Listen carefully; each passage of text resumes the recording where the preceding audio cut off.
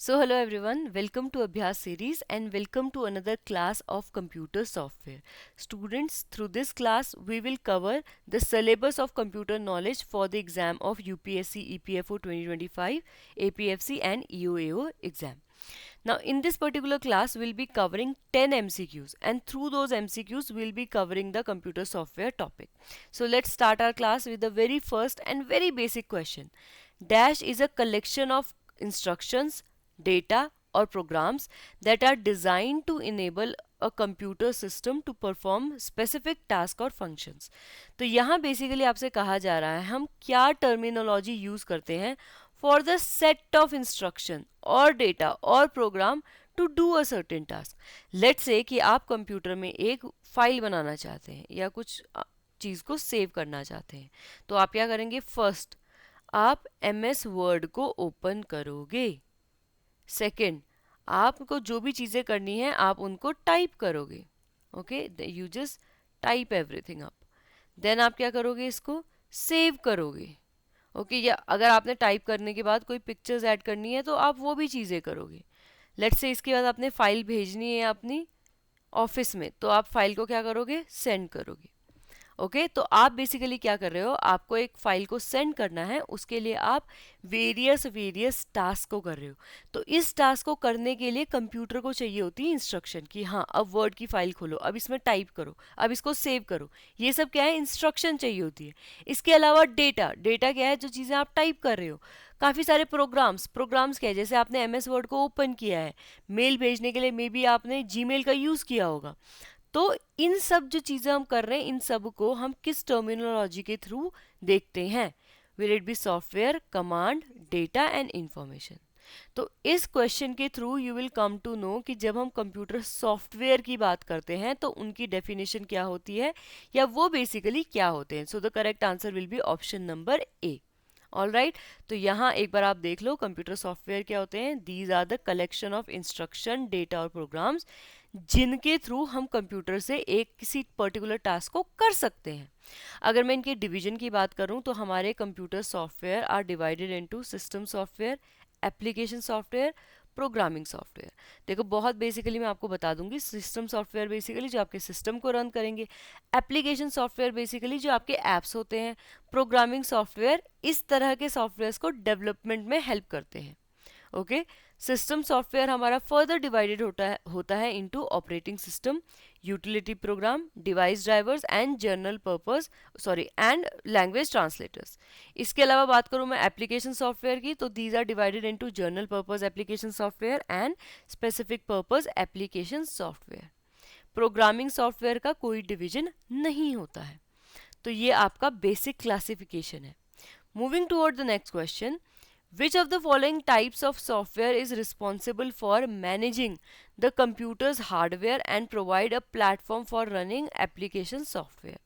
तो बेसिकली जब हमने क्लासिफिकेशन की बात की थी तो उसमें से कौन से टाइप के सॉफ्टवेयर हैं जो हमें हेल्प करते हैं कंप्यूटर के हार्डवेयर दैट मीन्स आपका माउस आपका प्रिंटर आपका कीबोर्ड इन हार्डवेयर को मैनेज करने में एंड जो एप्स हैं उनको रन करने में Your option are programming software, system software, application software or language translator. So if you have answered option number B, system software, you are absolutely correct. Okay? तो ये हमारे क्या हो जाते हैं सिस्टम सॉफ्टवेयर जो ना सिर्फ हमारे कंप्यूटर के हार्डवेयर को स्मूथली रन करने में हेल्प करते हैं इनको वर्किंग बनाते हैं प्लस ये क्या करते हैं जो हमारे एप्स होते हैं उनको रन करने के लिए भी प्लेटफॉर्म प्रोवाइड करते हैं All right, moving toward the next question. Microsoft Word, Excel and Google Chrome are examples of which of the following types of software?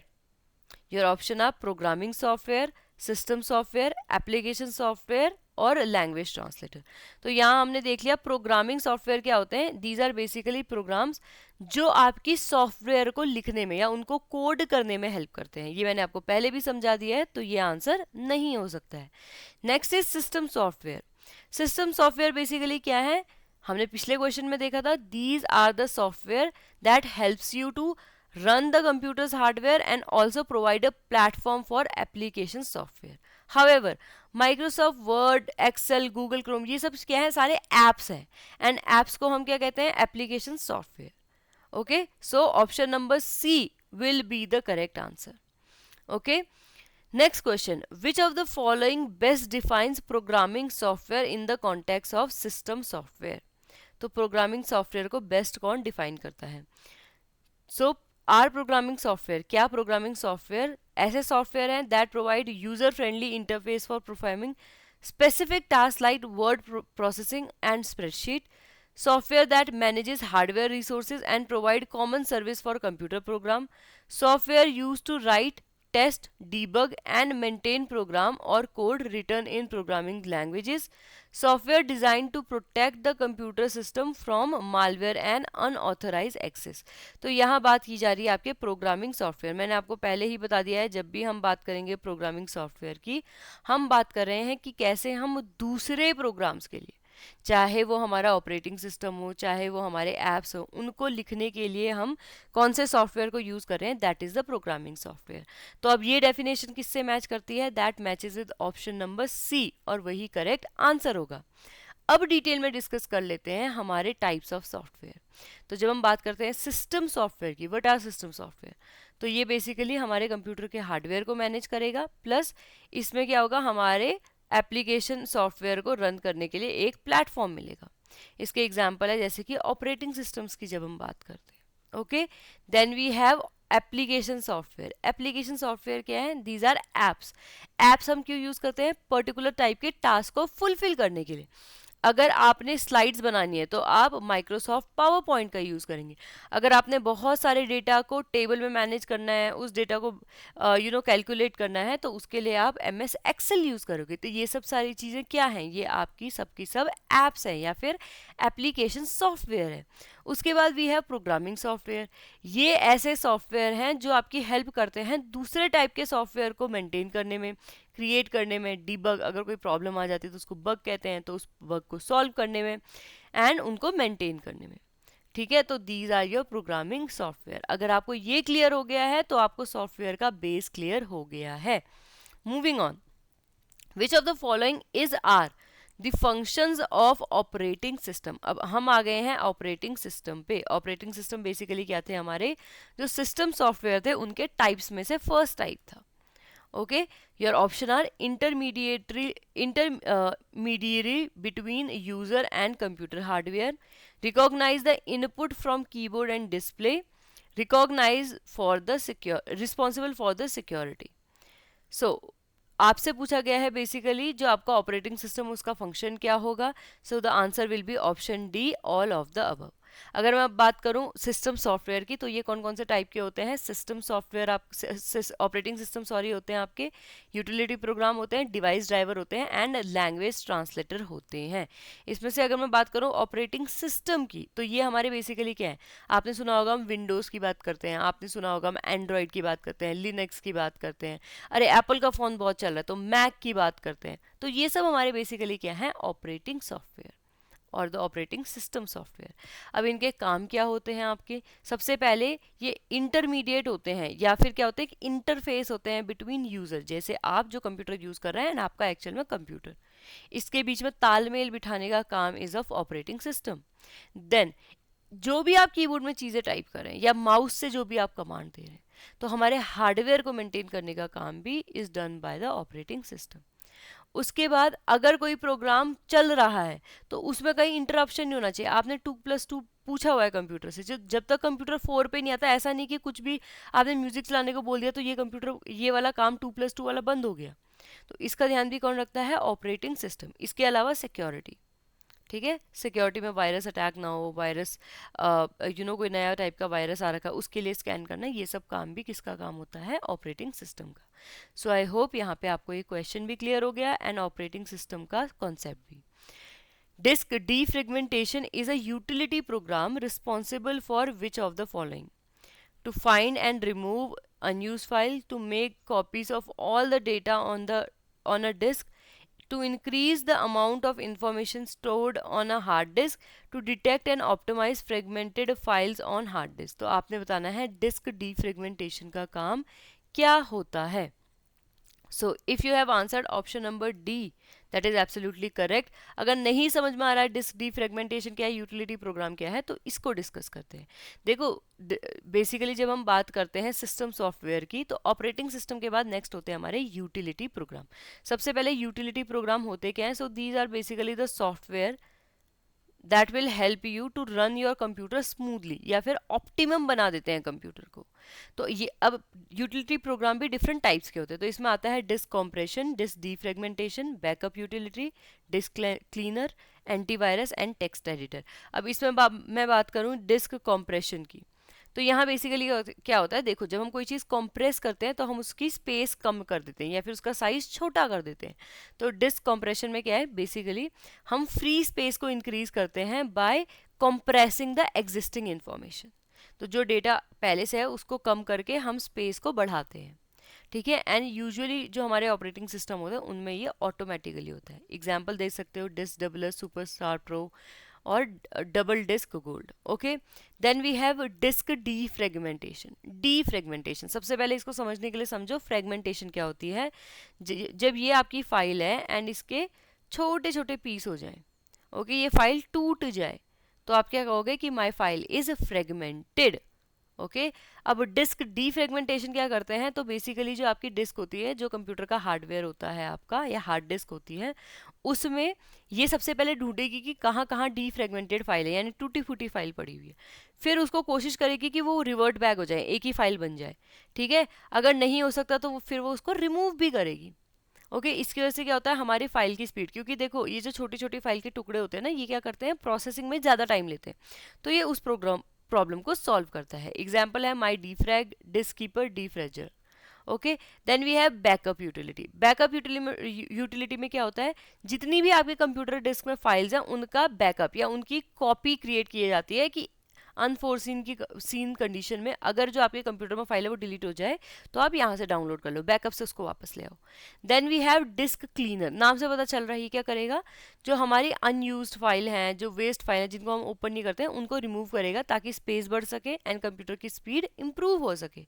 Then antivirus. Antivirus utility program क्या करता है, ये हमारे कंप्यूटर सिस्टम्स को protect करता है against viruses and against any kind of malware.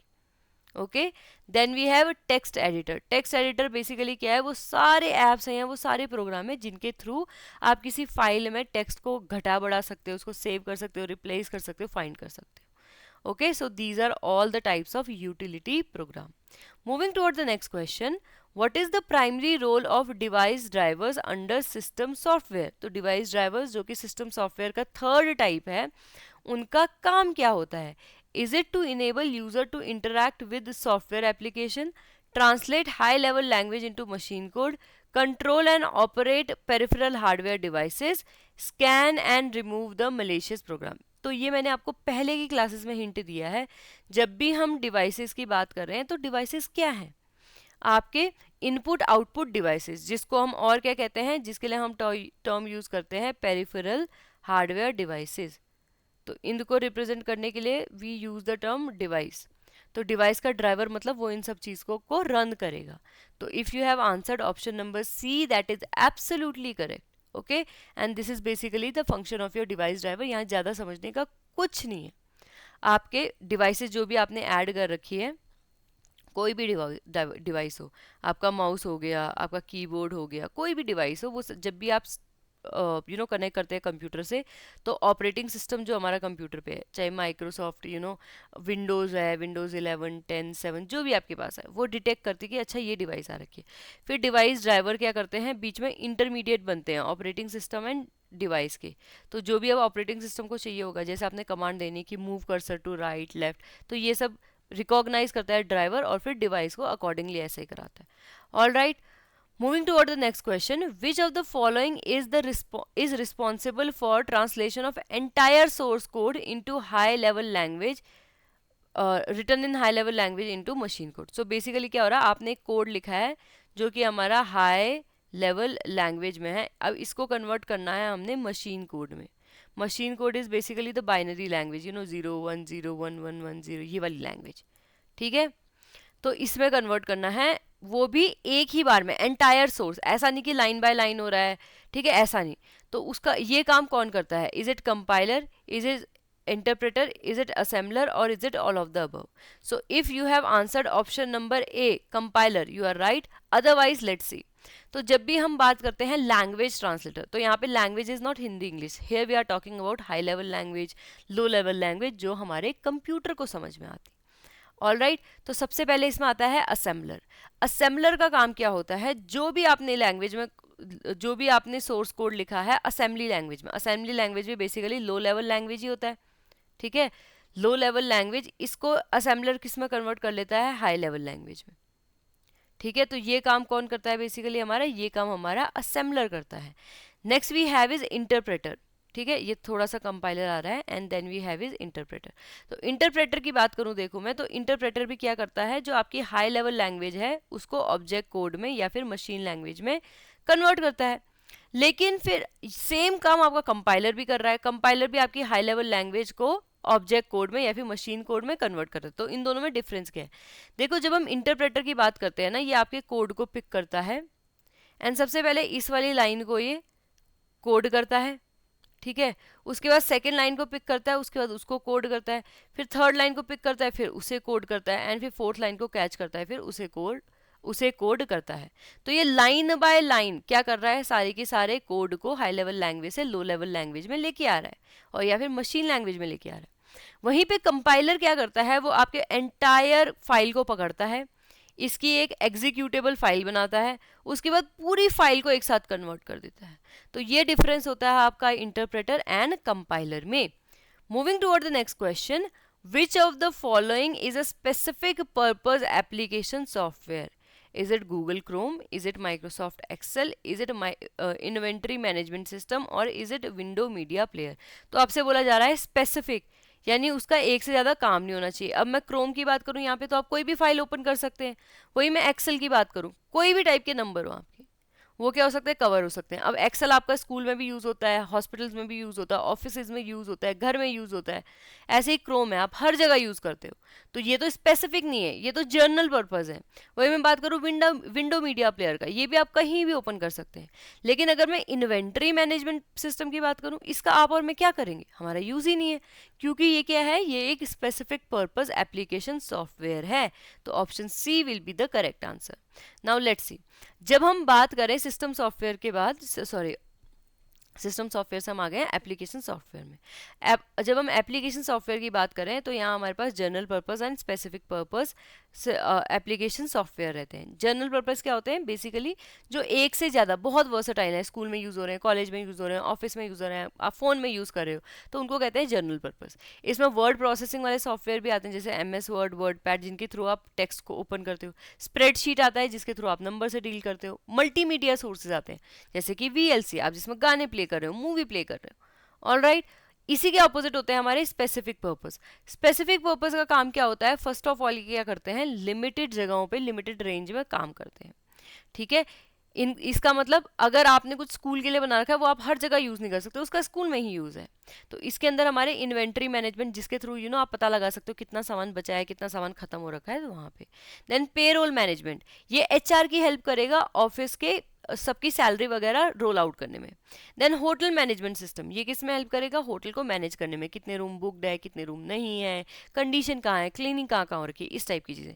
Then we have reservation system, जिसके थ्रू आप बस या फिर ट्रेन की टिकट को रिजर्व कर सकते हो। Then we have accounting software, जिसकी मदद से आप अकाउंटिंग कर सकते हो। ये आप और मैं इसको खोल के, ऐसा नहीं कि कहीं भी खोल के कुछ भी करें, नहीं, जब अकाउंटिंग की जरूरत पड़ेगी तब ओपन करेंगे। तो these are specific purpose application software. I hope अभी तक आपको सारा क्लासिफिकेशन बहुत अच्छे से समझ में आ गया होगा। अगर समझ में आ रखा है तो now attempt this question, which of the following is a type of software without which you can not operate और run a computer? Operating system, utility program, device driver और लैंग्वेज ट्रांसलेटर। देखो लैंग्वेज ट्रांसलेटर में basically क्या है, अगर आपने कोई programme लिखा है या कुछ लिखा है, उसकी लैंग्वेज रन नहीं होगी, लेकिन आपका कंप्यूटर ओपन होगा, कंप्यूटर में आप चीज़ें टाइप कर पाओगे। सिमिलरली डिवाइस ड्राइवर, लेट से आपके उसमें माउस का डिवाइस ड्राइवर नहीं है, तो क्या आपका कंप्यूटर चलेगा? नहीं, नहीं बिल्कुल चलेगा, बिना माउस के चलेगा, लेकिन चलेगा। तो डिवाइस ड्राइवर भी आंसर नहीं है। Then we have utility program. Utility program तो ऑप्टिमम बनाने के लिए होता है, आपके क्या होता है, सिस्टम को या कंप्यूटर को ऑप्टिमम बनाने के लिए वो चीज़ है। Then we have is operating system. ठीक है, तो operating system will be the correct answer. So I hope ये आपको अच्छे से समझ में आ गया हो. Now if we are talking about the, if you are preparing for UPSC, APFC, EO exam, so EduTap is offering basically 3 courses. If you're somebody who have prepared for this examination in past, तो आप test series लेके अपनी practice को check कर सकते हो कि मैं कितना तैयार हूँ. इफ यू आर समबडी जिसने यूपीएससी सीएससी की तैयारी कर रखी है, आपके कुछ सब्जेक्ट प्रिपेयर्ड हैं, कुछ सब्जेक्ट नहीं है, तो उस केस में what you can do, you can go for special subject courses, जहाँ पे आपको टेस्ट सीरीज के साथ साथ जो स्पेशल कोर्सेज हैं, जो स्पेशल सब्जेक्ट हैं इस पेपर में, उनका फुल तैयारी मिल जाएगी. इफ़ यू आर समबडी, आप टोटली न्यू हैं, आप हर एक सब्जेक्ट की बिल्कुल बेसिक से अच्छी तैयारी करना चाहते हैं for UPSC EPFO exam, so we are also offering the 3 master course. I hope आज की क्लास आपको पसंद आई हो और समझ में आई हो. Thank you so much. If you have any doubt, please do let me know that in the comment box. Thank you.